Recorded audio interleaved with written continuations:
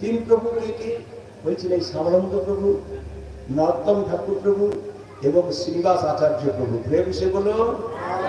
এই তিন ঠাকুরের তিনটি আলাদা আসান হয়। আমরা গিয়েছি 64 মহন্ত দর্শন করতে হয়, অনেক কিছু সাজিয়েছে, গুরুদেব দর্শন করছে, কিন্তু সারা ভজন মার্গে থাকেন শুদ্ধ ভক্ত যারা, তারা ওগুলোকে দর্শন করে।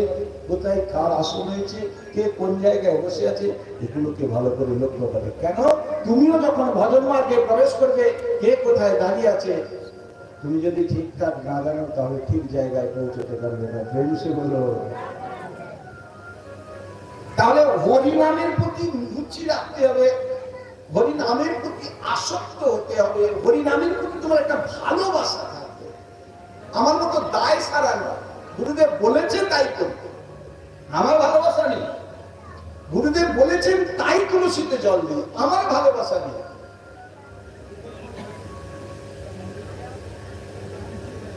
নিজের ভালোবাসা জন্মাবে। কিরকম ভালোবাসা দেখুন, আপনারা সবাই মদন মোহন মন্দিরে গিয়েছেন তো?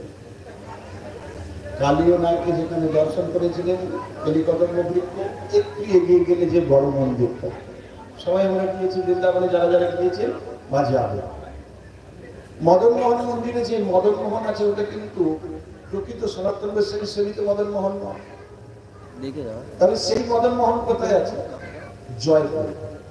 সবাই আমরা জানি, অনেকেই আছে, তাই না? তাহলে এই মদন মোহন যে প্রকট মদন মোহন বুঝবো কি করে?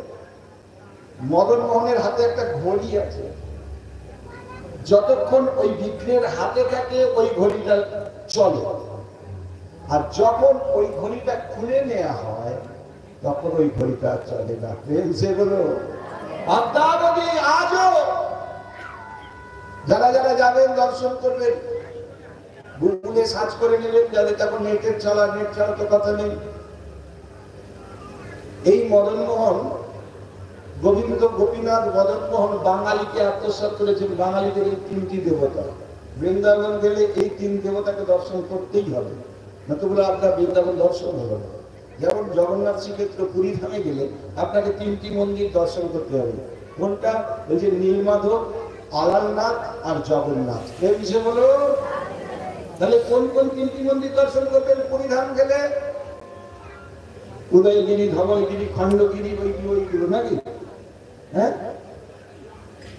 ওগুলো আনুষঙ্গিক, ওগুলো এমনি পথের মাঝে পেয়ে যাবেন, ওগুলো কাজ হবে না। মুখ্য উদ্দেশ্য নীলমাধব, আলালনাথ, জগন্নাথ। সে বলো। তবে আপনার জগন্নাথ দর্শন সম্পূর্ণ হবে। আর যদি শুধু জগন্নাথ দর্শন করে বাড়ি চলে আসেন, তাহলে সম্পূর্ণ দর্শন হলো না। এইবার বলছেন কি, এই যে গোবিন্দ গোপীনাথ মদন মোহন হরণ করে মেচ্ছদের জন্য, আমাদের এখানে কিছু ভক্ত আছে, তাদের মনে অনেক প্রশ্ন আছে। ভগবান তো অনন্ত কোটি ব্রহ্মাণ্ডের মালিক, তাহলে তিনি কেন ভয়ে পালিয়ে গেলেন? আসলে কিন্তু তা না। জগৎজীবকে শিক্ষা দেওয়া, জগৎজীবকে কৃপা করা। তোমার মনে কোটি প্রশ্ন হতে পারে, একটা প্রশ্নের উত্তর গুরুদেব দিতে পারে। কিরকম? যে শ্লোকটা আমরা আস্বাদন করছি, এই শ্লোকটারই যদি আপনারা ষষ্ঠম পাতা দেখেন, চৈতন্য চরিতামৃত, নাগপ্রভুর বার্তা, আদি লীলা, প্রথম খণ্ড, 6টি খণ্ডে চৈতন্য চরিতামৃত। এই আদি লীলায় 6 নম্বর পাতা খুললেই পাওয়া যায়। এত প্রশ্ন তৈরি হয়, কি করবে? বলছেন দেখুন, এক ব্যক্তি বাগানে প্রবেশ করেছে, অপূর্ব সুন্দর একটা গন্ধে তার মন মোহিত হয়ে গেছে। সে যে কাজে যাওয়ার জন্য বেরিয়েছিল সব ভুলে গেছিল, এত সুন্দর গন্ধ। তিনি ভাবলেন এত গন্ধ আসছে কোত্থেকে? দেখলো খুব সুন্দর সুন্দর পুষ্প প্রস্ফুটিত হয়ে আছে। ভদ্রলোক ভাবলেন তাহলে পুষ্পের গন্ধেই আমার মন মোহিত হয়ে গেছে। তিনি কি করলেন? একটা করে পুষ্প তুলছেন, শুকছেন, ফেলে দিচ্ছেন। না, যে গন্ধে আমার মন মাতাল হলো, যে গন্ধে আমি সব কর্ম ভুলে গেলাম, এটা তো সে গন্ধ নয়। আবার একটা তুললেন, আবার জয়েন করলেন, আবার ফেলে দিলেন।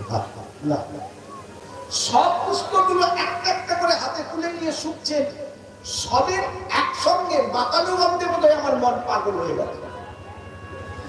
না,